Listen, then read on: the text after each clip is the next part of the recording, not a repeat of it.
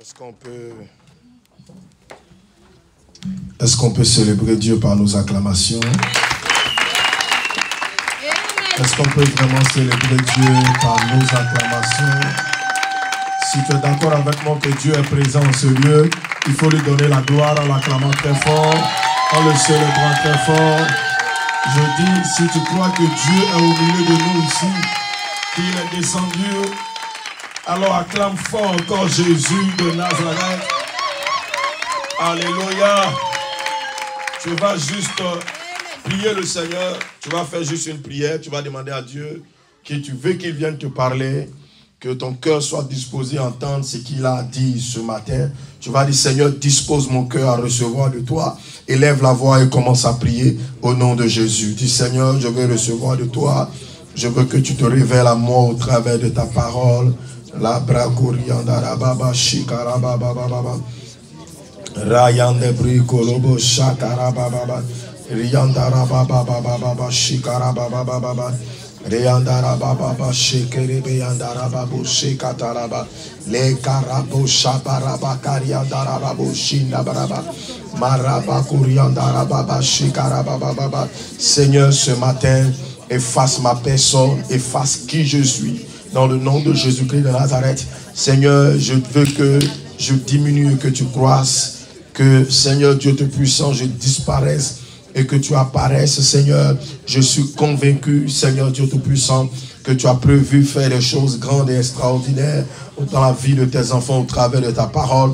Je veux t'honorer, te célébrer, te donner la gloire, parce que ce matin, Seigneur, tu nous fais la grâce, Seigneur, de partager ta parole. Et je veux que tu parles au cœur de tes enfants, dans le nom de Jésus-Christ de Nazareth. Et que, Seigneur Dieu, toi seul, ta voix soit entendue dans le cœur, que ma voix se taise au nom de Jésus-Christ. Et que, Père éternel, Dieu Tout-Puissant, ta parole nous fasse du bien. La Bible dit, il envoya sa parole et sa parole est guérie. Que ta parole nous guérisse, que ta parole nous restaure, que ta parole nous transforme, que ta parole nous amène dans l'épanouissement, dans le nom puissant de Jésus-Christ de Nazareth. Amen. Hein? Est-ce que tu peux acclamer le Seigneur très fort? Alléluia. Avant que tu ne t'asseyes, je veux qu'on puisse honorer Dieu pour le couple apostolique et prophétique. Amen. Que Dieu nous a donné.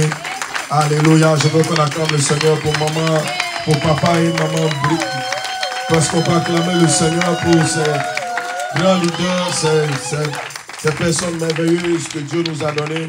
Quand tu vois leur adoration, c'est vraiment, tu sais que ce n'est pas des personnes qui sont d'abord, ils sont d'abord eux-mêmes adorateurs avant de conduire des gens à l'adoration.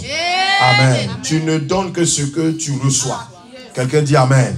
Parce qu'il y a des gens, quand ils ne sont pas adorateurs, ils n'arrivent pas à conduire les gens dans l'adoration. Mais en quelques minutes que maman est montée, tu sens que la gloire est descendue dans la salle. Amen. Et je veux bénir Dieu pour leur vie. Ils sont une bénédiction de Dieu pour l'église. Amen. Avant que tu ne t'assieds aussi, acclame le Seigneur pour ton voisin. Dis voisin, j'honore Dieu sur ta vie. J'honore Dieu qui est dans ta vie. Que Dieu puisse te bénir. Tu as bravé le froid et puis tu es venu. C'est vraiment une grâce. Alléluia. Tu peux t'asseoir dans la présence de Dieu. Que Dieu te bénisse. Paul pouvait dire que ce n'est ni la souffrance, ni le malheur, ni la joie qui peut le séparer de l'amour de Jésus-Christ. Donc le froid aussi ne doit pas te séparer de l'amour de Jésus-Christ. La chaleur, l'hiver, l'été ne doit pas te séparer de l'amour de Jésus-Christ. Il y a des gens ici, quand ils aiment quelqu'un, même si c'est la neige, ils vont braver la neige pour aller à ce rendez-vous. Amen. Ça c'est pour les hommes. Mais pour Dieu, nous trouvons toujours des excuses. Nous ne devons pas trouver des excuses pour le Seigneur.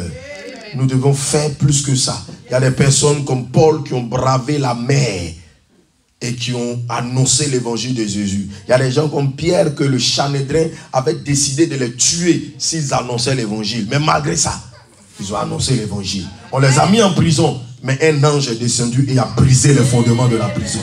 Crois toujours que ton amour pour Dieu paye. Oh, Dieu, amen, amen. Même une femme, quand elle aime son homme, ça paye. Quand il va au travail, quand il revient, que Dieu l'a béni, Dieu l'a visité, il ne manque jamais d'acheter quelque chose pour lui envoyer à la maison. L'amour que tu portes envers Dieu paye. Dis à quelqu'un, l'amour que tu portes envers Dieu va payer. Dis-lui ça. Alléluia. Qui a dit amen? Nous allons prendre notre Bible dans 1 Samuel chapitre 1. 1 Samuel chapitre 1, le verset 1. Nous allons lire jusqu'au verset 20, une lecture un peu longue, mais ça va nous aider. Tenons-nous debout pour honorer et respecter la parole de Dieu. La Bible dit toutes choses passeront, mais la parole de Dieu ne passera jamais. 1 Samuel chapitre 1, le verset 1. La Bible dit, il y avait un homme de Ramaphim, Sophim, de la montagne d'Ephraïm, nommé Elkana, fils de Joroam, fils d'Éliu, fils de Tohu, fils de Souf, Éphratien. Il avait 2 femmes, dont l'une s'appelait Anne et l'autre s'appelait Pénéna. Pénéna avait des enfants, mais Anne n'en avait point. Chaque année, cet homme montait de sa ville à Silo pour se prosterner devant l'Éternel des armées et pour lui offrir des sacrifices. Dis avec moi des sacrifices. Là se trouvaient les 2 fils d'Élie, Ophni et Phiné, sacrificateurs de l'Éternel. Le jour où Elkana offrait son sacrifice, il donnait des portions à Pénéna, sa femme, et à tous les fils et toutes les filles qu'il avait d'elle. Mais il donnait à Anne une portion double, car il aimait Anne que l'Éternel avait rendue stérile. Dis avec moi, l'Éternel avait rendue stérile. Sa rivale lui prodiguait les mortifications pour la porter à sérité de ce que l'Éternel avait rendu stérile. Et toutes les années, il n'en était ainsi. Chaque fois que Anne montait à la maison de l'Éternel, Pénéna la mortifiait de la même manière. Alors elle pleurait et ne mangea point. Elkana, son mari, lui dit, Anne, pourquoi pleures-tu et tu ne manges pas? Et ne manges-tu pas? Pourquoi ton cœur est-il attristé? Est-ce que je ne vaux pas pour toi mieux que 10 fils? Anne se leva après que l'on eut mangé et bu à Silo. Le sacrificateur Élie était assis sur un siège, près de l'un des poteaux du temple de l'Éternel. Et l'amertume dans l'âme, elle pria l'Éternel et versa des pleurs. Elle fit un vœu en disant, Éternel des armées, si tu daignes regarder l'affliction de ta servante, si tu te souviens de moi et n'oublie point ta servante, et si tu donnes à ta servante un enfant mâle, je le consacrerai à l'Éternel pour tous les jours de sa vie, et le rasoir ne passera point sur sa tête. Comme elle était longtemps en prière devant l'Éternel. Dis avec moi, longtemps en prière. Devant l'Éternel, Élie observa sa bouche. Anne parlait dans son cœur et ne faisait que remuer ses lèvres, mais on n'entendait point sa voix. Élie pensait qu'elle était ivre et lui dit, jusqu'à quand seras-tu dans l'ivresse? Fais passer ton vin. Anne répondit, non mon Seigneur, je suis une femme qui souffre en son cœur et je n'ai bu ni vin ni boisson enivrante, mais je répandais mon âme devant l'Éternel. Ne prends pas ta servante pour une femme pervertie, car c'est l'excès de ma douleur et de mon chagrin qui m'a fait parler jusqu'à présent. Au verset 17, Élie reprit la parole et dit, va en paix. Et que le Dieu d'Israël t'exauce, exauce la prière que tu lui as adressée. Elle dit, que ta servante trouve grâce à tes yeux. Et cette femme s'en alla. Elle mangea et son visage ne fut plus le même. Ils se levèrent de bon matin après s'être prosternés devant l'Éternel. Ils s'en retournèrent et revinrent dans leur maison à Rama. Elkana connut Anne, sa femme, et l'Éternel se souvint d'elle. Dans le cours de l'année, Anne devint enceinte et elle enfantait un fils qu'elle nomma Samuel, car dit-elle, je l'ai demandé à l'Éternel. Dis Amen et assieds-toi dans ton épanouissement ce matin au nom de Jésus. Donne-moi un Amen bien solide pour que je puisse parler. Non, je veux entendre. Vous savez, l'amen n'est pas payant, c'est gratuit. Et en plus, c'est un activateur de miracles. Donne-moi un amen fort. C'est un activateur de miracles. Parce que quand tu es en train de dire amen, amen n'est pas compliqué. Amen veut dire seulement qu'il en soit ainsi. Donc quand je suis en train de parler et que je suis en train de déclarer ou prêcher ou annoncer l'évangile de Jésus, quand tu dis amen, tu es en train d'amener là ce que je déclare dans ta destinée. Tu es en train d'amener ce que je déclare à accompli dans ta destinée. Si quelqu'un est là qui me donne un amen que son voisin, que Dieu active un miracle parfait dans ta vie. Oh, ton amen est tellement faible, je vais entendre ton amen. Écoutez, je vais vous donner un témoignage que j'ai reçu à Abidjan à cause d'un amen. Dis à ton voisin amen. Non, dis à ton voisin amen. Il y avait une femme à l'église qui, j'étais allé prêcher à Bassam. Et c'était une église. Et cette femme-là était assise devant, c'était une responsable. Et quand j'ai commencé à prier, quand j'ai commencé à prêcher, j'ai dit, la personne qui va donner la main le plus puissant, en moins de 24 heures, Dieu va faire un miracle pour toi. Quand j'ai commencé à prêcher, la femme a commencé à crier Amen. Elle crie Amen. C'était une maman, tu sens qu'elle ne souffre pas dans la vie. Mais elle criait Amen. Arrivé un moment, elle s'assoit par terre et puis elle crie Amen. Au point où j'ai demandé, mais maman, ton Amen est en train de déranger le ciel. Qu'est-ce que tu veux que Dieu fasse pour toi? toi. Elle dit, ah papa, il y a l'échec dans ma maison. Je suis une femme, je travaille, je ne manque de rien. Mon mari, je suis veuve, mon mari est décédé, mais mes enfants échouent. Chaque fois qu'ils arrivent à un examen, surtout qu'ils arrivent au BTS, ils échouent. Et le dernier vient d'échouer la semaine passée et les résultats sont sortis. Ils ont échoué. Je lui ai dit, est-ce que tu crois que ton amen a activé? Parce que quand je parlais du Dieu puissant qui est capable de changer l'impossible possible. Non, quelqu'un n'est pas en train de dire amen. Et la maman ne faisait dire que amen, amen. Donc je lui ai dit, est-ce que tu crois que le Dieu de toute possibilité est capable de changer le résultat de ton enfant? Elle m'a dit, papa, ça c'est pas possible. Parce que les résultats ont été déjà donnés. J'ai dit, moi mon Dieu est le Dieu multisystème et multifonction. Non, tu m'as pas dit amen. Il est le Dieu multifonction et multisystème. Là où tu t'attends pas, il se manifeste là-bas. Là où tu crois pas, il se manifeste. Il a dit que tout est possible à celui qui croit. Non, non, non, non, non. Il a dit que tout est possible à celui qui croit. J'ai dit à la maman, ton amen a provoqué quelque chose dans le ciel. Et j'ai parlé, j'ai dit, même demain, tu auras une bonne nouvelle. La mère rentre après le culte. Elle est au travail, son portable ne fait que sonner. Et elle demande, elle était en réunion avec ses patrons. Donc elle dit qu'elle veut décrocher. On dit, va. Elle pense qu'il y a une urgence. Et c'est parce que sa fille aînée ne faisait qu'appeler. Et elle sort. Elle dit, mais tu m'appelles pourquoi? Elle dit, maman, il y a quelque chose qui se passe. Ceux qui s'occupent de cette affaire de BTS, ça vient d'appeler pour dire qu'il y a eu des erreurs sur le résultat de ton fils. Et que normalement ton fils a eu. Je prophétise, je prie pour toi.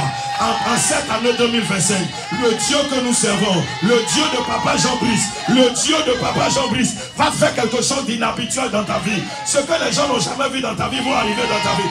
Je vois l'impossible devenir possible. Celui qui se lève et dit amen, que ton amen active le miracle dans ta vie. Que ton amen active le miracle dans ta vie. Si ton amen peut dépasser celui de ton voisin, je prophétise pour toi. Dieu va activer un miracle dans ta vie. Donne-moi amen 3 fois. Alléluia. Écoutez, les gens aujourd'hui ont peur des paroles des sorciers. Ils ont peur des paroles de ceux qui maudissent. Quand quelqu'un te maudit, quelqu'un crie, je refuse au nom de Jésus. Écoutez, moi je n'ai pas peur des paroles de malédiction, mais je crois aux paroles de bénédiction. C'est pourquoi quand j'entends un homme de Dieu en train de me bénir, je dois crier amen. Quand j'entends un homme de Dieu commencer à déclarer les choses du ciel, je dois dire amen. Je prie et je prophétise, celui qui dit amen que son voisin, que Dieu fasse l'inhabituel dans ta vie.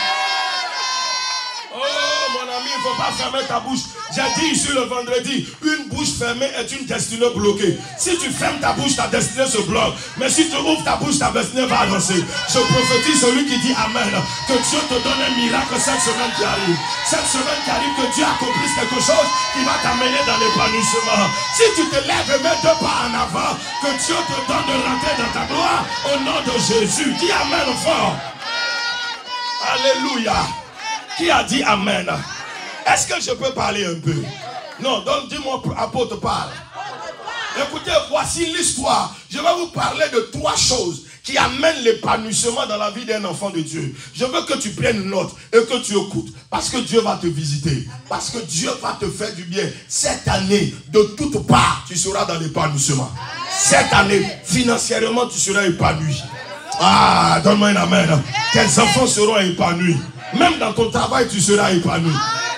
Voici une femme, dis avec moi une femme, qui s'appelle Anne, est une servante de Dieu, une femme qui aime le Seigneur.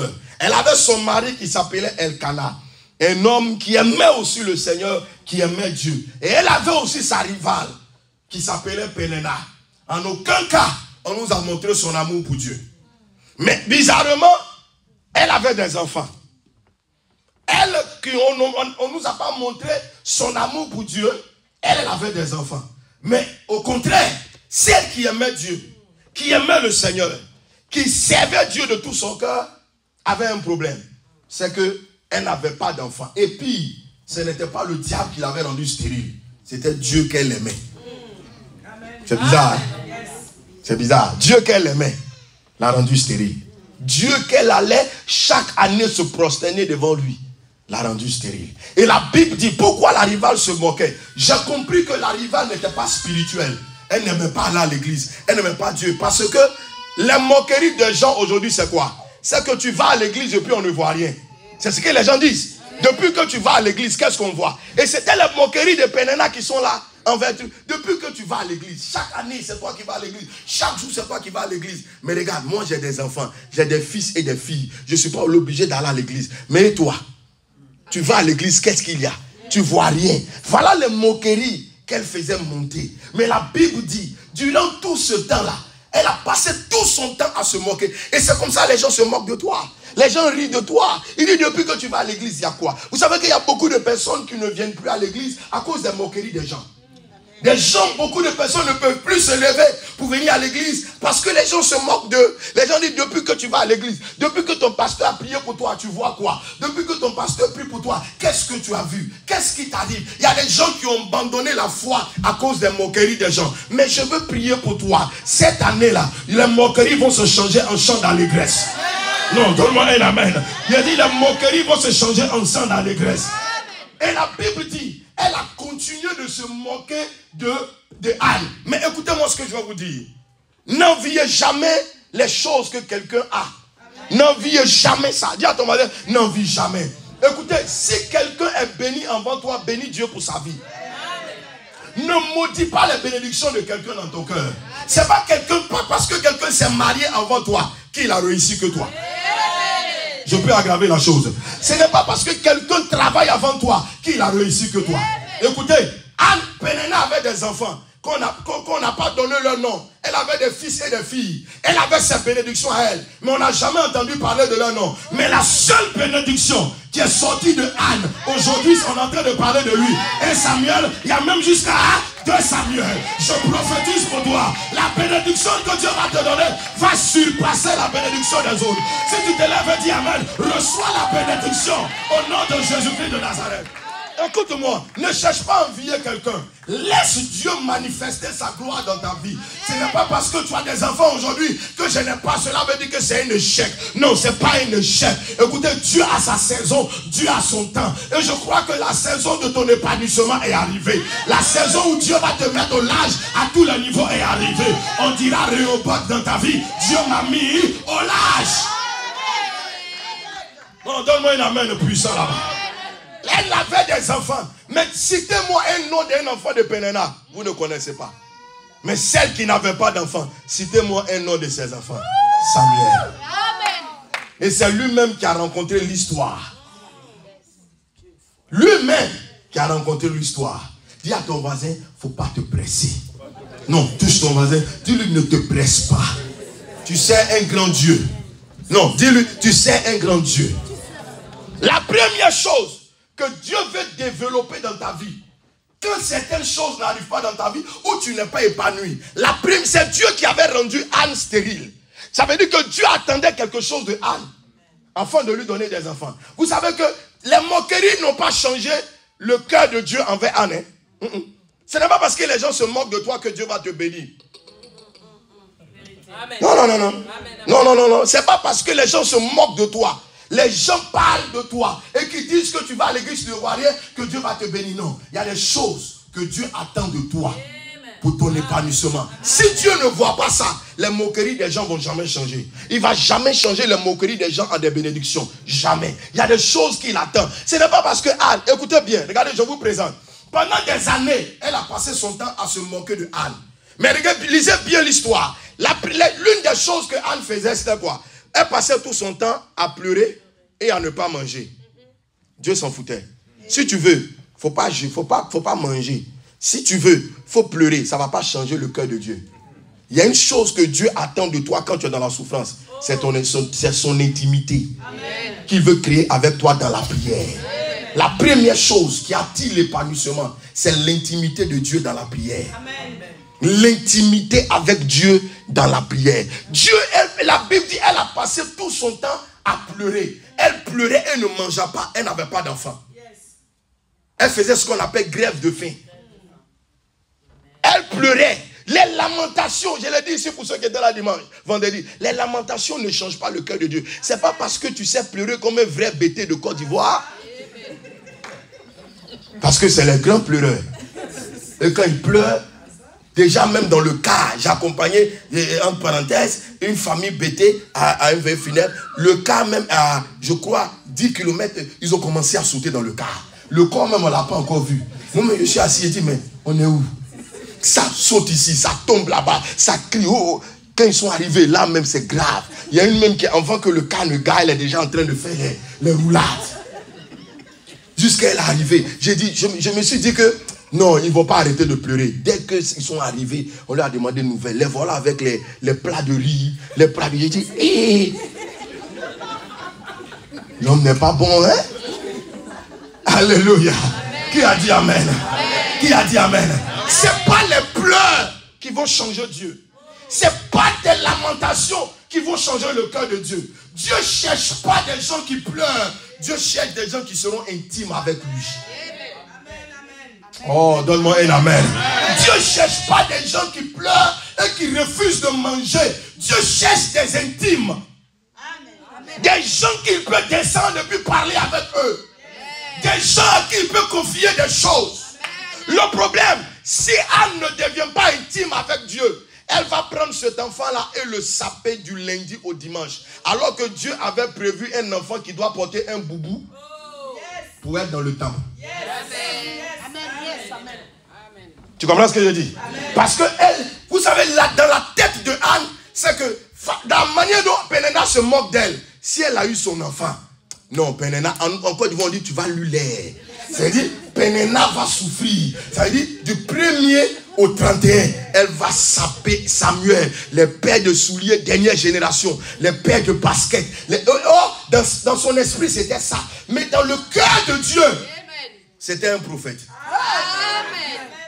Donc, si Dieu ne l'emmène pas à être intime, elle ne va pas lire ce qui se trouve dans le cœur de Dieu. Écoutez, pourquoi Jésus aimait Jean? Parce que Jean était intime à lui. La Bible me dit qu'il posait sa tête sur le cœur. Et Dieu ne confie pas n'importe qui, n'importe quoi à n'importe qui. C'est pourquoi même quand Jésus était sur la croix, il n'a pas dit à Pierre, voici ta mère. Il n'a pas dit à Matthieu, voici ta mère. Il dit, Jean, voici ta mère. Parce qu'il sait comment Jean peut se comporter envers sa mère. Dieu cherche des intimes. Mais dans la prière, tu ne peux pas être intime avec Dieu si tu n'as pas une vie de prière. Dieu voulait amener Anne à avoir une vie de prière, connaître le battement de son cœur, qu'elle puisse comprendre qu'il ne veut pas lui donner un enfant qui va venir se saper et déranger le quartier, mais un enfant qui va venir pour amener le système prophétique en marche. Oh, tu ne me dis pas amen. Je prie et je prophétise pour toi. Dieu va te donner une bénédiction qui va amener ta famille à sortir de la pauvreté, à sortir de la main de manque au nom de Jésus-Christ. Je vois une autre saison s'annoncer dans ta famille à partir de ton épanouissement. Qui a dit amen fort? Écoutez, tant que tu crois que ton épanouissement est pour toi seul, tu ne vas jamais avoir d'épanouissement. Ton épanouissement n'est jamais pour toi seul. La grâce et la bénédiction que tu reçois n'est jamais pour toi seul. C'est toujours pour plusieurs personnes. Écoutez, tant que tu penses à toi seul, tu n'auras jamais de résultat. Oh, donne-moi un amen. Non, je dis tu n'auras jamais de résultat.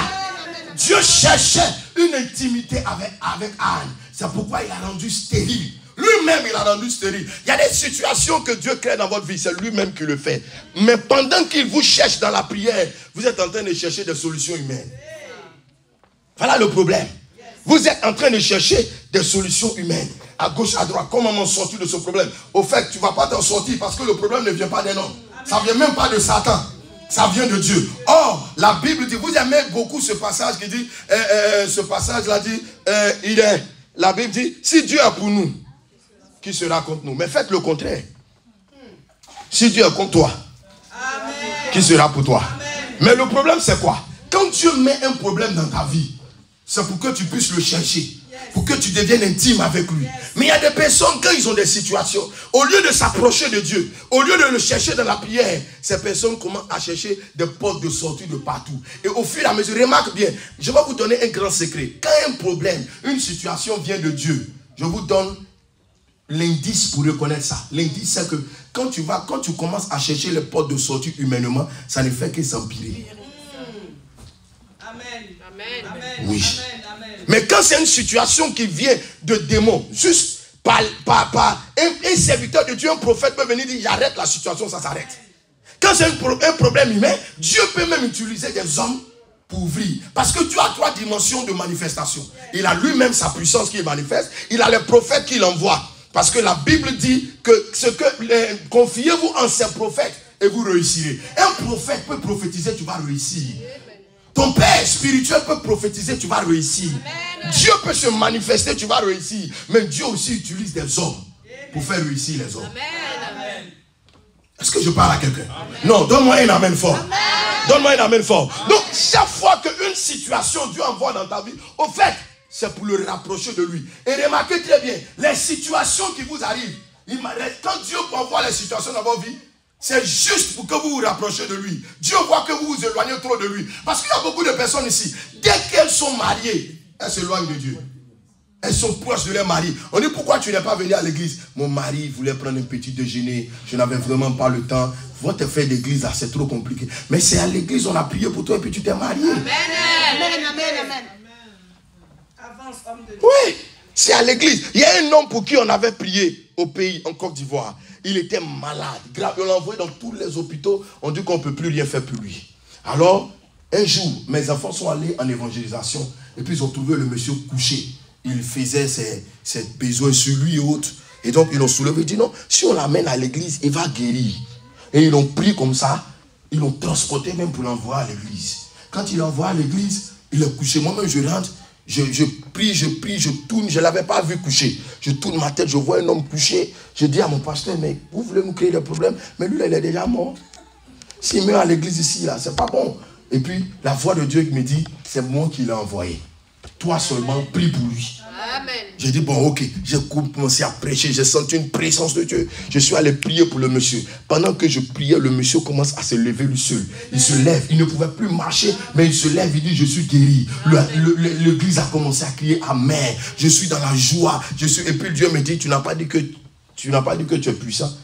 Tu as vu le problème. C'est moi qui fais toutes choses. Arrête de te glorifier. J'ai arrêté en même temps de parler. J'ai dit, donnez toute la gloire à Jésus. Non, dis un amen fort. Non, dis un amen fort. Et le monsieur a été guéri, il venait à l'église. Et Dieu a commencé à lui ouvrir des portes. Écoutez-moi bien. Et arrivé un moment, il ne venait plus à l'église. On ne le voit plus trop. Donc j'ai envoyé mes enfants là-bas pour aller le voir si ça va toujours. Ils sont allés le voir. Vous savez ce qu'il a dit? Il a osé faire sortir. Quand ils sont allés le voir, il dit, quand tu es malade que tu vas à l'hôpital. Voilà ses paroles. Hein. Quand tu es malade que tu vas à l'hôpital et que l'hôpital, le médecin te soigne et que tu es guéri, est-ce que tu retournes à l'hôpital? Hein? Quand mes enfants sont venus me dire, j'ai dit, ok, on ne retourne plus à l'hôpital, mais dans l'hôpital, il y a la morgue. Oui, on ne retourne plus à l'hôpital, mais dans le même hôpital, il y a la morgue. Il dit, oh, votre pasteur, il dit, ok, c'est toi qui connais les proverbes. Nous aussi, on connaît les proverbes. Attendons. Et il vivait sa vie. Un matin, il se lève. Et quand il se lève, il tombe. Il n'arrive plus à marcher. Le mal le frappe. Il prend le portable. Il va appeler l'hôpital du Saint-Esprit. Oh, l'hôpital est fermé. C'est le lieu de la mort qui est ouvert. Non, c'est fermé. Puisque pour nous aussi c'est fermé. Il y a des moments où on est en grève. Grève des médecins spirituels. Et il appelle, il dit venez à mon secours. Sa femme dit pardonnez, venez. On dit non, non, non. On n'a plus la même conviction que Dieu nous avait donné de prier pour toi. On n'a plus cette conviction. C'est Dieu qui nous envoie. S'il dit on ne bouge pas, on ne bouge pas. On est resté là. Il l'a envoyé partout. Donc quand on l'envoie dans une église comme ça, quand le pasteur voit, il dit non, il est déjà mort. Allez-le ici. Il l'envoie dans tel lieu. Le pasteur dit non, lui là, son affaire c'est Dieu. Écoutez, la Bible dit si Dieu est pour nous, qui sera contre? Mais si Dieu est contre toi, il n'y a pas un pasteur, même Satan se met à l'écart. Il dit, parlant de Dieu et son enfant, moi il fait quoi dedans? Je peux prendre un faux coup dans ce... Ah. Donc il vaut mieux que je me mette à l'écart. Non, je veux que tu comprennes bien ce que tu comprends. Non, donne-moi une amène bien que je parle. Satan même se met à côté. Et il a commencé à pourrir. En un instant, il a commencé à pourrir. Il perd sa peau, il l'envoie à l'hôpital, rien. Jusqu'à il est mort. Ouais, et sa femme est venue demander pardon à Dieu. Il ne faut pas qu'elle aussi meure parce qu'il est mort. La morgue est ouverte. Il faut fermer. On a prié pour elle. Jusqu'à présent, elle est devenue responsable à l'église. Elle sait Dieu. Elle dit ce que j'ai vu qui arrivait à mon mari. Écoutez-moi très bien, mesdames et messieurs. comprenez une chose, le Dieu que nous servons est puissant. Amen. Alléluia. Quelles que soient les situations qui se présentent devant toi, Dieu veut que tu sois intime avec lui. Dans la prière, la Bible dit, Anne ce jour-là a prié. Elle ne mangeait pas et elle pleurait. Mais cette fois-ci, elle a compris que Dieu ne l'appelait pas à pleurer. Dieu ne l'appelait pas à manger. Non, la Bible dit ce jour-là, non seulement elle n'a pas pleuré d'abord, mais la Bible dit, elle pria et elle versa des larmes. Amen. Quand tu souffres, il ne faut pas pleurer et ne pas manger. Non, il faut prier. Amen. Et si tu veux pleurer.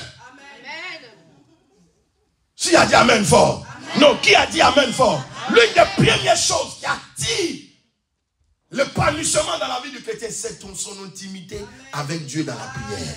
La Bible dit, elle a commencé à prier. Elle a tellement prié, qu'en priant, Dieu lui a donné ce qu'il voulait dans son cœur. Est-ce que vous savez que quand quelqu'un pleure, il n'arrive pas à entendre ce que les gens disent?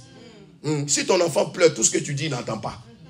Tu es obligé de le calmer avant de lui parler. Vrai ou faux? Donc quand tu passes ton temps à pleurer, même quand Dieu te parle, tu ne comprends pas. Parce que tes pleurs cachent la voix de Dieu. Amen. Mais quand elle a commencé à prier, elle a arrêté de pleurer, elle a commencé à prier. La Bible dit, elle a entendu que Dieu dit au fait, l'enfant que je vais te donner là, c'est pour me servir. Amen. C'est dedans qu'elle a compris. En même temps qu'elle a compris, elle fait un vœu. Elle dit, Seigneur, je connais maintenant le cri de ton cœur. À force de prier, elle est devenue intime avec le Seigneur. Amen. Au point où elle n'a même pas fait attention au sacrificateur Élie qui était assis là. Elle a continué de prier. Et la Bible dit, elle a tellement duré dans la prière que son père est venu lui dire, la taper pour lui dire, hey, madame, on ne boit pas pour venir ici. Ici, là, quand on vient, là, on est sobre. On ne boit pas le vin. Depuis, tu entends. Parce que dans l'église, là, les gens ne priaient pas comme elle priait. Ce qui me montre même que son père spirituel même n'était pas un homme de prière. Oui. Parce qu'il était choqué dans la dimension dans laquelle elle était entrée. Imaginez, il n'était plus un homme de prière, puisque qui l'a averti qu'on allait tuer ses enfants? C'est une autre personne que Dieu a choisie. Ça veut dire qu'il n'avait plus d'intimité avec Dieu. Dieu a choisi une autre personne, lui-même sacrificateur, Élie, pour venir lui annoncer que tes enfants vont mourir et j'enlève leur sacrificature sur ta maison. C'est une autre personne, parce qu'il n'avait plus d'intimité avec Dieu. La femme a commencé à prier, elle a créé son intimité, elle a prié. C'est pourquoi j'ai dit, ceux qui étaient là vendredi, créez votre intimité. Même si c'est 30 minutes, respectez les 30 minutes. Même si c'est 30 minutes par jour, mais respectez les 30 minutes par jour. Vous allez voir que vous allez commencer à entendre le battement du cœur de Dieu. Et quand Dieu, le battement du cœur de Dieu sonne, c'est pour te dire ce qu'il va faire, ce que tu vas devenir, ce qu'il veut de toi, ce qu'il attend de toi. Amen. Qui veut être intime avec Dieu? Oh non, tu n'as pas bien levé les mains. Qui veut être intime? Écoutez, nous avons des amitiés intimes qui nous créent des problèmes. Mais est-ce que si tu peux devenir intime avec Dieu, tu vas voir que tu ne choueras jamais. Qu'il y a des choses que tu ne vas pas perdre. Donne-moi un amen fort là-bas. Non, donne-moi un amen puissant là-bas. Crée-toi ton intimité avec Dieu, s'il te plaît. Même si c'est 15 minutes, mais respecte les 15 minutes. Dieu sait au ciel déjà que... maman, donne-moi ton nom, s'il te plaît. Rachel. Maman Rachel, le lundi, à telle heure, je prends par exemple, de 21h à 21h15, Dieu sait qu'il a un rendez-vous avec Rachel. Amen. Dieu respecte les rendez-vous. Amen. Il va venir se présenter. Il dit, j'ai un rendez-vous avec Rachel. Il vient à 21h, il est là. Elle commence à prier, vous commencez à... Au fur et à mesure, tu commences à développer une intimité. Je l'ai dit et je l'ai montré à ceux qui avaient une vie de prière avant et qui ont commencé à avoir une vie de prière. Vous voyez que souvent, vous mettez votre portable sous réveil. Au début, ça vous réveillait. Mais arrivé un moment, ce n'est plus le réveil qui vous réveille. C'est l'intimité de Dieu. Vous dormez même et dans votre sommeil, c'est comme si quelqu'un vient vous réveiller. Parce que Dieu dit, il est l'heure que tu me racontes. Regarde ton voisin, dis-lui, crée ton intimité. Non, faut le remuer un peu, il est trop... Non, dis-lui, crée ton intimité. Dis amen. Dieu l'a amené à créer quoi? Son intimité. Au point où elle a su ce que Dieu voulait et que Dieu attendait d'elle. Souvent nous faisons des prières, plusieurs prières mais qui ne sont pas dans la volonté de Dieu. Les prières qui ne s'exaucent pas, c'est les prières qui ne sont pas dans la volonté de Dieu. Le Seigneur m'a dit que ta volonté soit faite dans le ciel, sur la terre comme au ciel. C'est la volonté de Dieu qui s'exauce. Il y a des prières que nous faisons qui ne peuvent jamais être exaucées. Il y a même des demandes que tes enfants font que tu ne pourras jamais faire. Ton enfant de 5 ans ne peut pas se lever et te demander une Range Rover. Même si tu es un père qui veut voir ton enfant mourir vite, mais tu ne vas pas acheter. Non, tu vas même refuser. Tu vas dire non, tu n'as pas encore l'âge. Parce que ce n'est pas la volonté. Ce n'est pas là que tu dois être. Donc, il y a des prières qui se font dans la volonté. Elle faisait des prières, mais qui n'étaient pas de la volonté de Dieu. Elle voulait un enfant pour montrer à Pénéna aussi qu'elle aussi elle peut avoir des enfants. Elle voulait un enfant pour montrer à Pénéna qu'elle aussi, elle peut mettre un enfant au monde. Mais Dieu voulait un enfant pour être prophète. Parce que jusqu'à là, il n'y avait plus de prophète. La voix de Dieu s'était éteinte en Israël. Dieu cherchait un prophète. Et son ventre était réservé pour un prophète. Écoute-moi, ne te lamente pas, ne prépare sur ta situation. Ton miracle est prévu pour faire rentrer plusieurs personnes dans une autre dimension de leur vie. Je me dis toujours dans ma vie, si l'autre avance et que moi je suis encore arrêté, je ne me plains pas. Parce que je sais qu'au fait, moi, ma grâce et ma bénédiction va faire rentrer plusieurs personnes dans une autre dimension. Quelqu'un me dit un amen fort. Amen. Non, quelqu'un me donne un amen qui est fort. C'est l'intimité avec Dieu que Dieu cherche. La deuxième chose qui attire l'épanouissement, c'est le service de Dieu. Amen. Oui, c'est le service de Dieu. Dieu, Anne voulait un enfant pour faire plaisir à son mari à Pénéna. Mais Dieu voulait un enfant qui allait le servir. Si le service de Dieu n'est pas source d'épanouissement, Dieu n'allait pas chercher un serviteur pour le servir. Amen. Servir Dieu est la meilleure des choses. Et Anne même servait Dieu. Elle était contente de donner son enfant pour que son enfant soit serviteur de Dieu. L'une des choses qui est une source d'épanouissement, c'est servir Dieu. Amen. Oh, donne-moi un amen. Amen. Non, donne-moi un amen. Amen. Écoutez, même sur cette terre, les entreprises que nous servons, les hommes que nous servons, ont toujours un bénéfice à nous donner. Il y a toujours un salaire. Il y a toujours quelque chose qu'on reçoit. Oui, il t'assure au niveau de ta santé. Tu as l'assurance au niveau de tes enfants. Tu as même des payes au niveau de tes enfants. Si le monde que nous servons peut nous donner tous ces privilèges, à plus forte raison, le Dieu vivant. À plus forte raison, le Dieu vivant. Aujourd'hui, nous allons au travail du lundi pour d'autres jusqu'au dimanche. Mais pourquoi? Pour un salaire. Mais quel salaire quoi? Un salaire même, dès que tu payes ta maison. C'est fini. Tu commences à pleurer. Tu commences à crier. Tu commences à dire, c'est les hommes sur la terre, mais c'est 2 fois plus Dieu dans les cieux. Parce que non seulement, écoutez, Dieu peut t'épargner d'une maladie qui peut prendre tout ton salaire en le servant. Il dit que celui qui s'y le sert, il éloignera la maladie de sa maison. Amen. Écoutez, il y a une année où j'étais tombé malade. Mon frère est au courant. Il sait, je servais Dieu et je suis tombé malade. Quand je suis allé à l'hôpital, ils m'ont diagnostiqué, mon cœur s'était enflé. On ne sait pas ce qui s'était passé, mais mon cœur était enflé. Et on m'a dit que si on ne m'opère pas d'urgence, je n'ai pas beaucoup de temps pour vivre. Et que l'opération ne peut pas se faire ici, ça ne se fait qu'en Europe. Je ne connaissais même pas la route. Je fais comment? Je n'avais même pas d'argent, je n'avais rien. Et les médecins ont dit, c'est ce qu'on peut faire pour toi. Et je suis allé. Et j'avais un rendez-vous au calendrier qu'ils ont mis pour 45 jours. Et donc quand je suis allé, j'ai dit, Seigneur, je ne peux pas te servir. C'est avec le cœur que je te sers. Je ne peux pas te servir et puis avoir un problème de cœur. Ou au point où on ne peut pas faire l'opération et ça demandait des millions. Seigneur, tu ne peux pas me faire ça. J'ai commencé à prier. La nuit, je suis rentré dans ma chambre. J'ai dit, Seigneur, aujourd'hui, c'est toi et moi.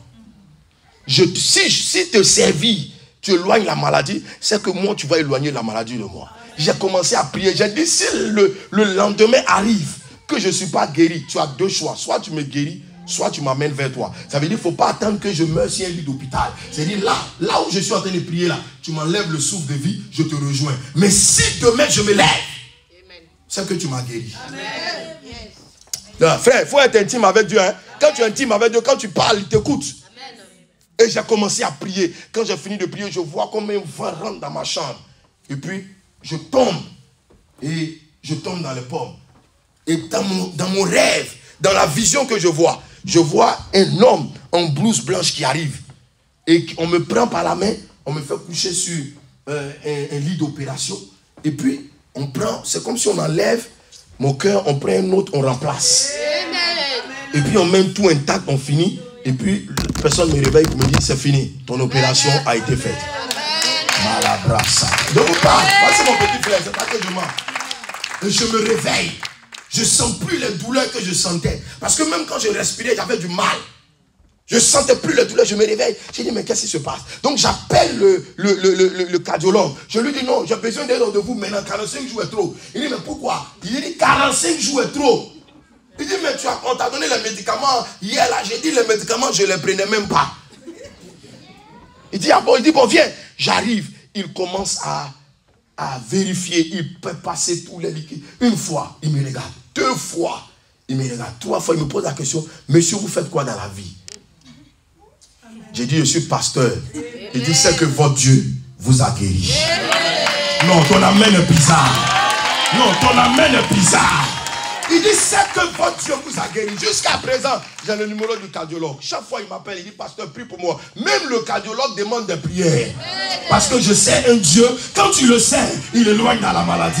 Quand tu le sais, il te bénit. Quand tu le sais, il prend soin de toi. Quand tu le sais, il garde ta maison. Il protège ta maison. Si tu te lèves et dis amen, que le service de Dieu t'amène à vivre. Est-ce que vous savez qu'une année, voici encore mon petit frère, il est témoin. Une année, je devais aller prêcher au Togo. On m'avait invité pour un grand séminaire de pasteurs au Togo. Et puis je partais ce jour-là. Quand je sortais de la maison, Dieu m'a dit, rentre. Je suis rentré dans la maison et Dieu m'a dit, prie pour ta famille. Et j'ai prié en son nom, ma femme venait de mettre au monde mon premier fils. Alors j'ai prié, j'ai dit, Seigneur, garde ma maison. Et puis je suis sorti. Pendant que j'étais là-bas, 2 ou 3 jours après, il y a une bande armée, très armée qui sont rentrés dans la cité. Et la cité où j'étais, c'est la cité où il y a quand même des personnalités, des gens. Et ils sont rentrés armés, ils ont mis des parents nus, ils ont mis des mamans nues, ils ont violé même des mamans, ils ont même tué un homme et ils ont visité toutes les maisons. Vous savez ce qui s'est passé? Arrivé devant ma maison. Ils étaient 3. Ma femme était arrêtée avec le bébé dans la main, les attendant d'ouvrir la porte. Et puis, supplier. Et elle attend derrière la porte. Il y a un qui dit, c'est la dernière maison, rentrons. L'autre dit, non, on ne rentre pas ici. L'autre demande, mais pourquoi? Il dit, je ne sais pas pourquoi, mais ici, on ne doit pas rentrer. Amen. Il doit y avoir des choses là-bas. L'autre demande, non, rentrons. Ils ont discuté jusqu'à l'autre a regardé là, il dit, non, il s'est fait trop jour, laissons la maison, ils sont pas. J'ai été la seule maison. Pendant que j'étais en voyage, en train de faire quoi? En train de prêcher, de servir Dieu. Dieu a protégé ma maison. Quand tu sais Dieu, il te donne le participement même dans ta maison. Il protège ta maison. Je demande à quelqu'un de servir le Seigneur. C'est le Seigneur avec ton cœur. C'est le Seigneur avec ta force. C'est le Seigneur avec tes biens. Et il te bénira. Si tu te lèves et dis amen, que Dieu commence à te donner la force. J'ai tout vu avec Dieu. C'est pourquoi je n'ai pas peur. J'ai tout vu avec Dieu. Il a gardé ma maison. Aujourd'hui, ça fait que la plupart de tous ceux qui sont dans la cité prient chez moi. Amen. Ils ont dit, on parle des pasteurs, c'est des faux pasteurs, mais toi tu es un vrai pasteur. Amen. Ce qui est arrivé dans notre cité, ta maison n'a pas été touchée. Et même quand je partais, il y avait même un défaut sur ma porte, que je dis au retour, j'allais arranger. Ma porte là, tu pouvais taper seulement avec ta main, ça s'ouvre. Parce qu'il y avait un défaut, mais j'ai dit à ma femme dit, arrange avant de partir. J'ai dit, non, je vais arranger à mon retour, il n'y a rien. Amen. Ça veut dire que quand tu sers Dieu, tu n'as même pas besoin de gardiens. Même les gardiens, même aujourd'hui, font des coups pour te voler. Mon frère. Mais les anges de Dieu campent autour de tous ceux qui le craignent. Et la Bible dit, il les arrache du danger. Donne-moi un amen. Non, donne-moi un amen. Est-ce qu'on peut avoir des serviteurs et des servantes de Dieu ici qui disent amen? Est-ce que vous savez, maman, est-ce que vous savez que le simple fait d'ouvrir la porte que les gens rentrent, vous êtes en train de servir Dieu?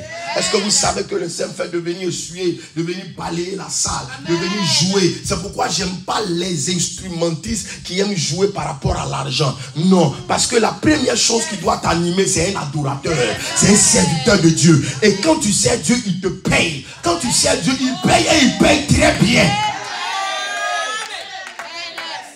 Dieu n'a pas d'arrêt de salaire. Dieu ne doit pas quelqu'un un salaire. Quand tu le sais, il te paye bien. Il y a des gens qui ne vont pas mourir parce qu'ils servent Dieu. Il y a des gens qui vont vivre longtemps parce qu'ils servent Dieu. Oui. Quand la maladie viendra, Dieu les guérira. Oh, donne-moi un amen que je puisse entendre. C'est Dieu. Je t'encourage à servir Dieu dans ton église. C'est Dieu. Est-ce que tu sais même que te lever et puis venir à l'église, c'est le service de Dieu? Amen. Oui. Te lever, venir à l'église, c'est le service de Dieu. Nous sommes arrivés, nous avons un nouveau local où nous sommes. C'est ce qui s'est passé. Les gens ont commencé à venir à l'église parce qu'ils voyaient que mes enfants venaient beaucoup à l'église. Donc quand ils voyaient les gens, ils disaient, hey, cette église qui vient d'arriver là, les gens viennent à l'église. Hein. Voilà ce qui a attiré les gens. Donc le ciel dit à mes enfants, quand vous venez à l'église, vous êtes en train de servir Dieu. Quelqu'un est en train de vous voir passer chaque jour. Et un jour va te demander, mais tu vas où? Non, je vais à l'église. Oh, mais est-ce que je peux t'accompagner? Il y a des gens comme ça qui vous ont suivi. Tout simplement parce que vous aimez l'église. Amen. Amen. Amen. Amen. Et Anne servait Dieu. Il n'y a pas un jour, Anne n'était pas à l'église. Mais malgré qu'elle avait sa souffrance. Vrai ou faux, papa? Malgré qu'elle souffrait, malgré qu'elle avait un manque fort dans sa vie. Mais elle venait toujours à l'église. Il y a des gens qui ne viennent plus à l'église. Quand non, aujourd'hui, là, moi, je ne peux pas venir à l'église. Est-ce que vous connaissez mes problèmes? Dieu connaît tes problèmes. C'est dans sa maison, la maison du trésor. C'est là que se fait les miracles. C'est là que se fait les prodiges. Donne-moi un amen que je puisse entendre. Non, je n'attends pas d'avoir. Donne-moi un amen que je puisse entendre. Aujourd'hui, je suis en train seulement de poser les bases. Je suis en train de demander à votre papa de faire une veillée de prière. Là, on va. À cette veillée-là, il faut que vous veniez. Parce que le ciel va rencontrer la terre. Oh, je vous dis la vérité, je ne suis pas venu ici simple. Je suis venu avec le ciel. Je ne transporte pas n'importe quoi. Je transporte le ciel. Non, dis-moi un amen fort. J'ai vu des choses extraordinaires. Voici mon petit frère. J'ai vu ma propre soeur, même mourir et ressusciter. Dieu l'a ramené à la vie. On lui avait, quand elle est morte même, on lui a dit c'est deux trompes. C'est une trompe est gâtée. Aujourd'hui, elle a 2 enfants. Donc je ne suis pas venu prêcher n'importe qui. Je suis venu parler du Dieu des miracles. Le Dieu qui fait des prodiges. Le Dieu qui étonne l'homme. Le Dieu qui surprend l'homme. Le Dieu qui amène l'impossible, c'est dire, ah, tu n'as pas dit amen fort. Quand je parle de lui, là, je parle de lui avec assurance. Parce que je l'ai vu sur différentes manifestations. Dieu est puissant. Non, dis à ton voisin, Dieu est puissant. Non, tu dis ça doucement. Au fait, tu as tellement de problèmes que tu crois en tes problèmes qu'en Dieu. Il y a des gens qui croient en leurs problèmes. Hein? Comme je l'ai dit le vendredi, Zacharie, il croyait tellement à ses problèmes qu'il voulait même envoyer l'ange à croire à ses problèmes. Il croyait tellement à sa stérilité qu'il voulait faire croire que l'ange aussi croyait et qu'il a dit à Dieu, vrai. Sérieusement, lui là, tu ne peux pas faire son miracle. Ça veut dire que Dieu même va douter de lui-même Dieu. Il y a des gens, si tu les écoutes, tu vas douter d'être pasteur. Non, c'est pourquoi il y a des problèmes. Dès qu'ils commencent, il dit, papa, est-ce que tu es bien assis? En même temps, il n'écoute plus. Non, moi, mes enfants, quand ils viennent dans mon bureau en réception, il dit, papa, il faut bien t'asseoir. Ce qu'il vient t'expliquer. J'ai dit, non, je ne veux plus écouter. Parce que quand il parle, tu es capable même de jeter ta bille, papa. Il va commencer là-bas, depuis la généalogie de la souffrance de ses grands-pères. Mon grand-père a souffert comme ça. Il a transféré ça à ma grand-mère.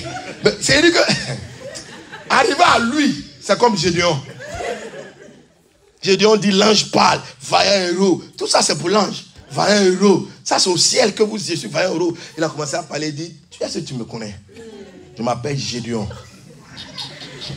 Je viens de la tribu de Manassé. D'abord, notre tribu, on est pauvre. Dans leur tribu pauvre, là, mon papa et ma maman sont les plus petits. C'est-à-dire, eux, leur pauvreté, là, c'est un autre niveau. Maintenant, moi, dans ça, je suis né.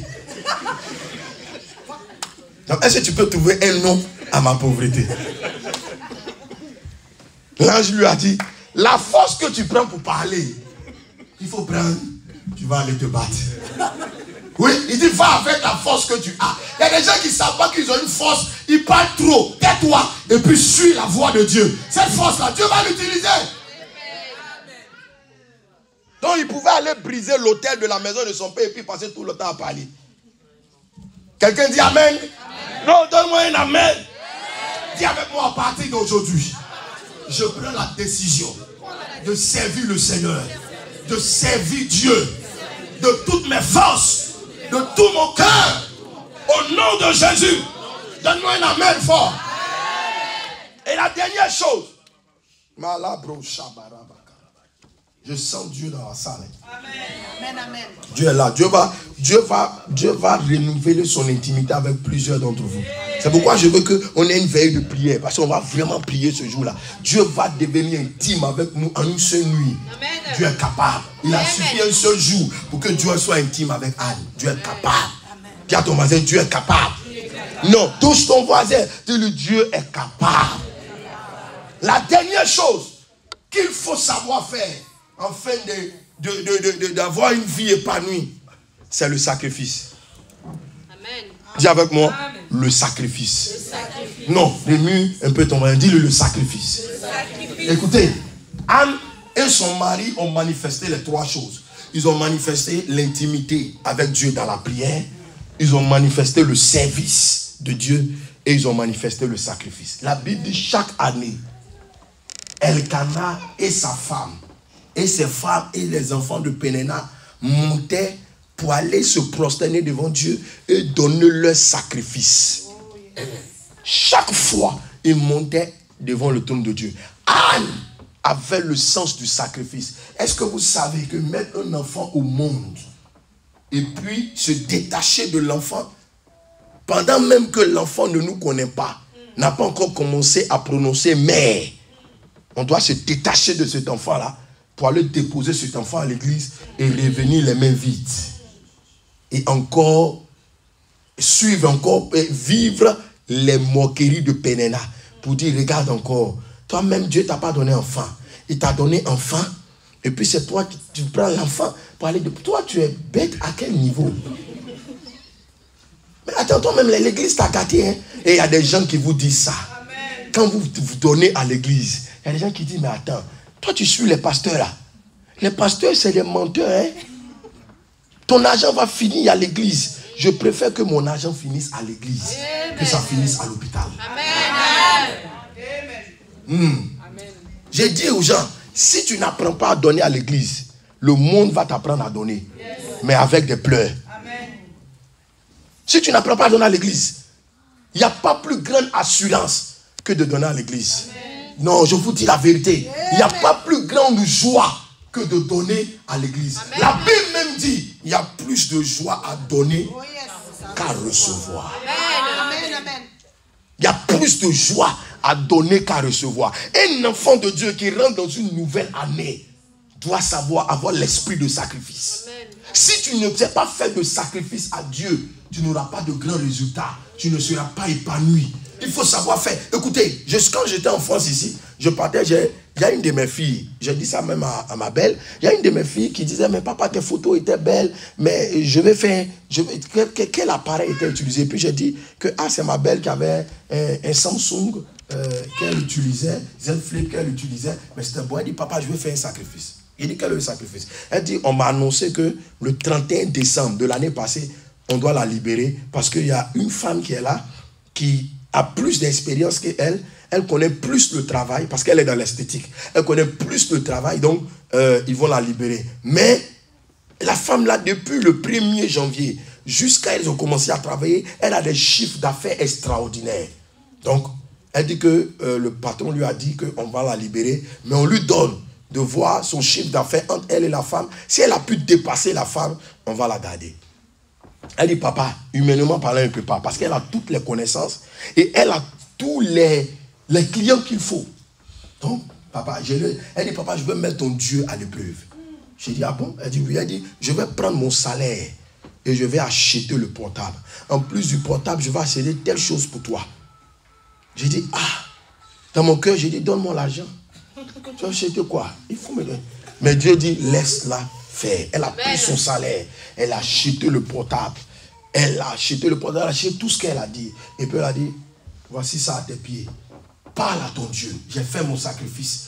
Qu'il se sacrifie aussi pour moi. J'ai prié pour elle. J'ai dit, le Dieu que nous servons est vivant. Il va se lever. Il va faire la confusion.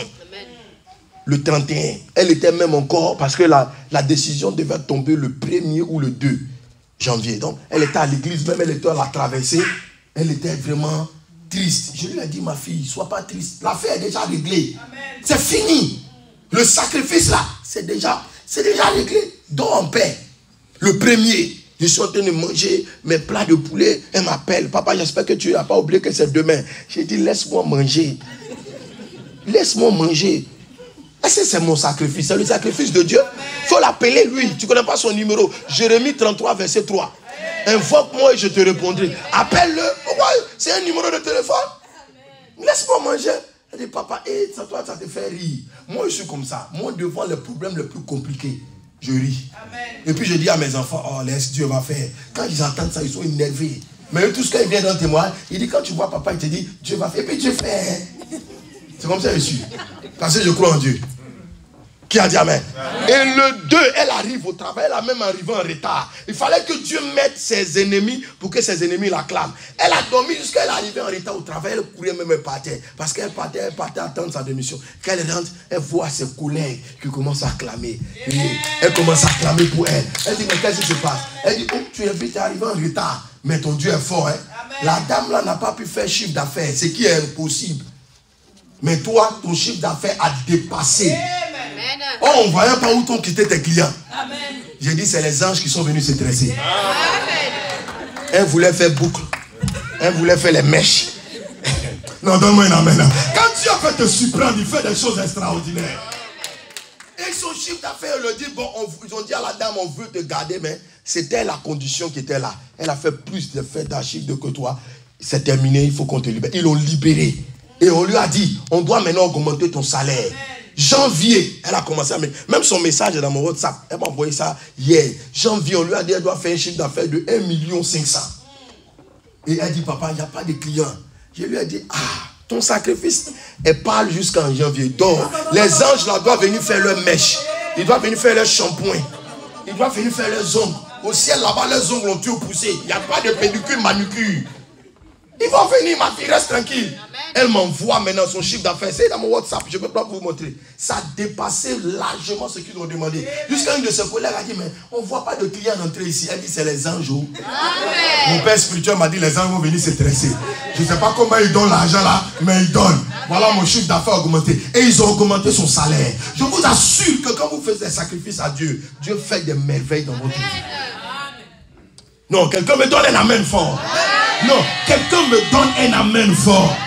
Il faut qu'on apprenne qu'à donner même 1500 €, ne doit pas te faire peur. Il y a des gens, quand tu dis cette trompe sur lui, dit, mais tu m'as tué. Il y a la maman là qui disait tout à l'heure, l'or et l'argent appartiennent à qui? À Dieu. Le problème qui fait que Dieu ne donne pas, c'est parce que tu es trop attaché à l'argent qu'à Dieu. Il y a des gens, si tu as plus leur argent, ils peuvent se tuer. Mais il faut leur arracher la présence de Dieu. Il dit non, tu n'as rien fait. Écoutez, Dieu, il dit choisis entre moi et maman.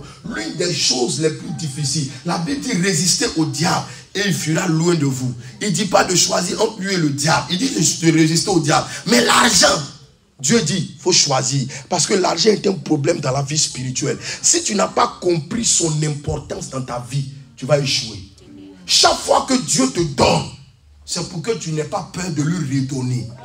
Puis Paul dit, je ne donne qu'à Dieu que ce qu'il m'a donné. Si tu penses un instant que ce que tu gagnes comme salaire, c'est tes propres forces, alors tu as menti. Deutéronome chapitre 8 dit, lorsque tu travailles et que tu es en bonne santé, que tu peux aller au travail, tu peux avoir un salaire, ne dis pas c'est mes forces qui me l'ont donné. Non, mais dis que c'est la grâce de Dieu qui a permis que tu aies au travail. Le travail dont tu ne veux pas te séparer de ta dîme ou bien même d'un sacrifice. Si Dieu aujourd'hui ne te donne pas la santé, tu vas comment au travail? On va t'étendre 1 mois, mais après 2 mois, le service sera obligé de te libérer. Oh, ce que Dieu te donne, c'est la santé. Il y a des gens qui veulent ça. Il y a des gens qui attendent cette santé. Là, on dit toujours que la santé n'a pas de prix. Amen. Donc pour Dieu, tu ne dois pas avoir peur de faire des sacrifices. Anne a fait un sacrifice. Mais dites-moi à la fin, comment elle a été bénie? Elle a fait un sacrifice d'un seul fils. Mais Dieu lui a donné 5 autres enfants. Amen. 5 autres enfants qui étaient bénis et qui avaient la grâce. Écoutez, voici les 3 choses que je voulais vous enseigner. La première chose, c'est l'intimité avec Dieu dans la prière. La deuxième chose, c'est le service de Dieu. La troisième chose, c'est les sacrifices. N'ayez jamais peur de faire un sacrifice à Dieu. N'ayez jamais peur de dire à Dieu, Seigneur, je peux te donner ça. J'attends que tu te manifestes. Tu attends que tu agisses. Dieu est capable. Dieu aime les sacrifices. Je ne parle pas des offrandes. Parce qu'il y a des offrandes et il y a des sacrifices d'action de grâce. Ça veut dire, par exemple, tu veux voir la gloire de Dieu cette année. Tu dois faire un sacrifice. Moi, chaque année qui arrive, je fais des sacrifices. Chaque année qui arrive, je continue de faire des sacrifices dans l'œuvre de Dieu. Et je fais des sacrifices auprès de mon Père spirituel. La seule parole qu'il me dit, il dit, ton année, tu ne échoueras pas. Et puis, je ne peux pas échouer mon année. Amen. Amen. Nous sommes même sauvés par le prix d'un sacrifice. Le sacrifice de Christ à la croix. C'est ce qui te donne l'assurance de faire quoi? De chasser les démons. De dire à tel esprit, sors de ma maison. De dire à telle chose, sors. Mais tu comptes sur quoi? Sur le prix d'un sacrifice. Alors si toi aussi tu fais un sacrifice, cette année, Dieu comptera sur quoi? Ton sacrifice. Pour pouvoir t'ouvrir des portes. Pour pouvoir se manifester. Pour pouvoir agir. Quelqu'un me dit un amen. Quelqu'un me dit un amen. Je veux que jusqu'à dimanche prochain, tu fasses un sacrifice à Dieu. C'est ce que Dieu a mis dans mon cœur. Que tu fasses. Je ne vais même pas te donner la somme.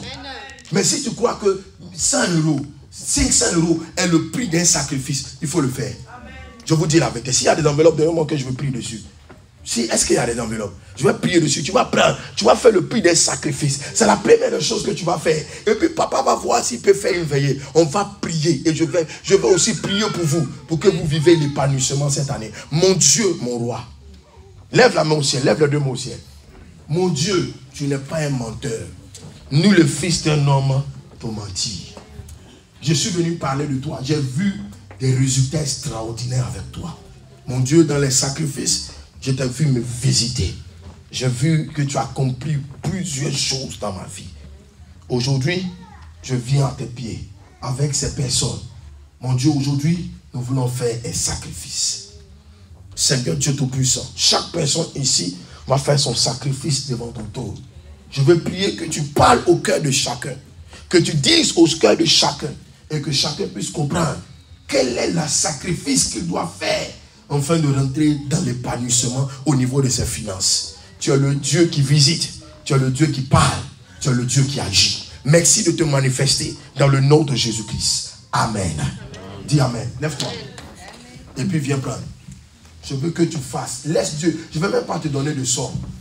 Je veux que Dieu, tu parles et que tu fasses ton sacrifice. Si tu as entendu ce message, fais-le. Il y aura une grande porte qui va s'ouvrir pour ton travail. Une grande porte qui va s'ouvrir pour ta vie. Au nom de Jésus-Christ. Fais ton sacrifice. Il ne faut pas avoir peur. Maman, s'il y a des enveloppes encore, c'est possible de m'envoyer. Fais-le. Fais ton sacrifice. Fais ton sacrifice.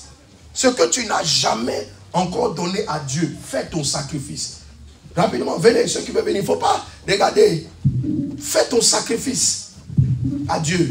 Je prie au nom de Jésus. Encore que Dieu se manifeste. J'aime même la couleur de l'enveloppe. Oui, c'est la couleur du sacrifice. La couleur rouge, la couleur du sang, c'est la couleur du sacrifice. Il faut que ce que tu vas donner à Dieu, là, touche ton cœur. Que toi-même tu dises aujourd'hui, j'ai donné quelque chose à l'Éternel. Au nom de Jésus. J'attends les dernières personnes. Il faut que tu fasses ton sacrifice. Même si c'est 50 €, quel que soit ce que... Mais il faut que tu fasses un sacrifice à Dieu. Il faut que tu le fasses. Je sais que Dieu va te visiter. Tiens-toi debout avec ton enveloppe. On va faire la prière. Et puis, je vais partir. Jesus. Avec papa, on va trouver la date de la veillée. Je vais même gêner pendant ce jour-là. Parce que je veux que le ciel soit ouvert sur votre vie.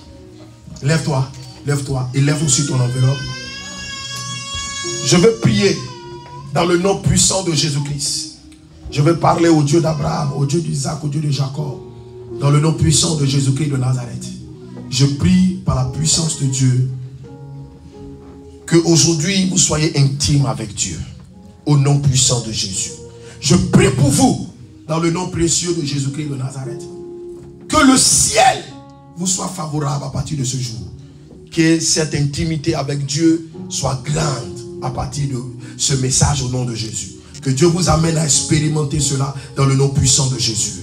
Que le service de Dieu soit le socle de votre vie.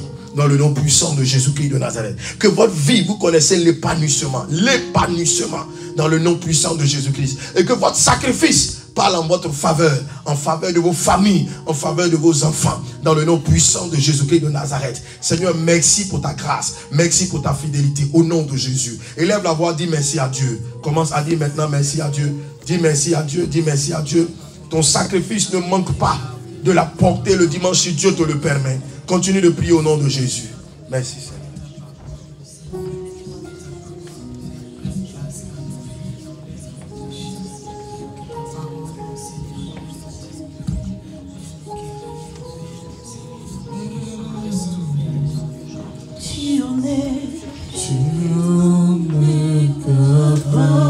Toi seul peux satisfaire. Tu peux satisfaire un cœur qui te cherche, Qui soupire, un cœur qui te cherche. tu en es. Tu en es capable. Jésus, toi seul peux satisfaire.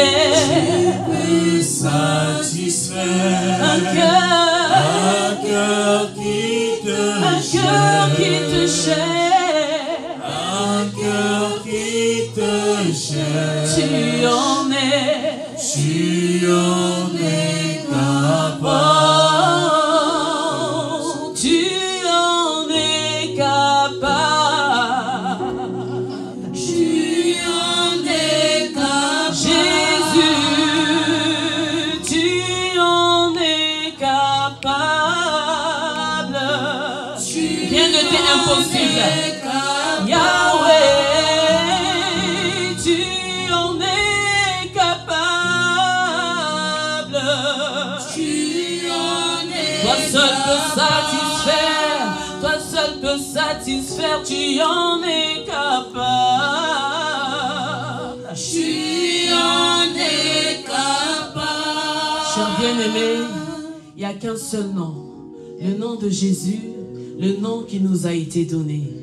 Et c'est par lui, bien-aimé de Dieu, que nous pouvons recevoir ce que notre cœur désire.